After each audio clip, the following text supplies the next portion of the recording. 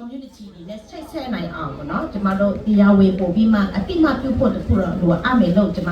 ဒီမှာတော့ get တခုတော့လည်းတွေ့ရတယ်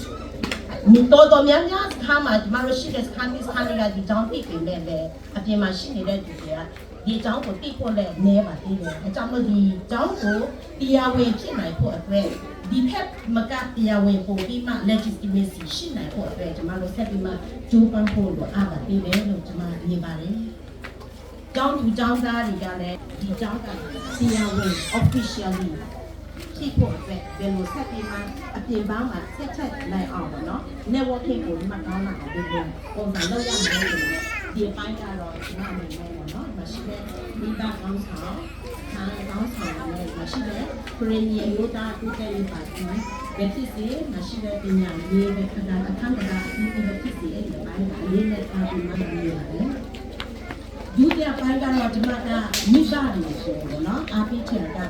မိဘတွေကတာသမီကိုဘယ်သူမဆိုကိုတာသမီကိုအညာတတ်ချင်တဲ့အတွက်ကြောင့်စူးစမ်းပန်းစားလို့လုပ်ဆောင်တယ်အချိန်ကြီးအများကြီးပေးစားရတာဖြစ်တယ်ဆိုကျောင်းသူကျောင်းသားတွေလည်း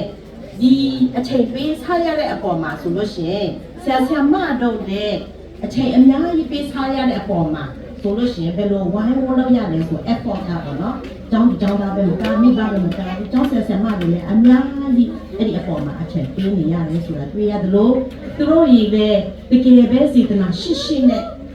စေတနာအတိုင်းသူတို့ကလှုပ်ဆောင်တဲ့အတွက်ဒီနေ့ဒီအချိန်ကြီးမမရရဒီเจ้าကိုရပ်တည်နိုင်တာဒီမှာအင်တန်ကဂုဏ်ယူဝမ်းမြောက်မိပါတယ်ဒီဆရာမဆိုလို့ရှိရင်နေ့ပေါင်းပဲနဲ့နေ့တော့ရှိတယ်အခုထိနော်ဆရာမရိုစီရောဆရာမစနိုးမယ်ရီစနိုးတို့ဒီမှာရှိတဲ့ဆရာမတွေပေါ့နော်တယောက်ချင်းကျမနာမည်တော့မခေါ်တော့ဒါပေမဲ့သူတို့ကတကယ်ပဲစိတ်နှလုံးစေတနာအပြည့်အဝနဲ့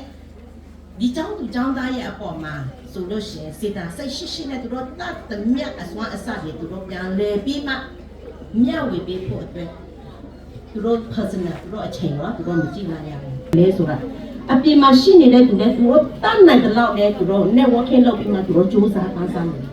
ဒါပေမဲ့အလောက်လည်းမလောက်သေးဘူးဆိုတာပြောချင်တယ်ဆရာမတို့ကိုလည်းဒီထက်မက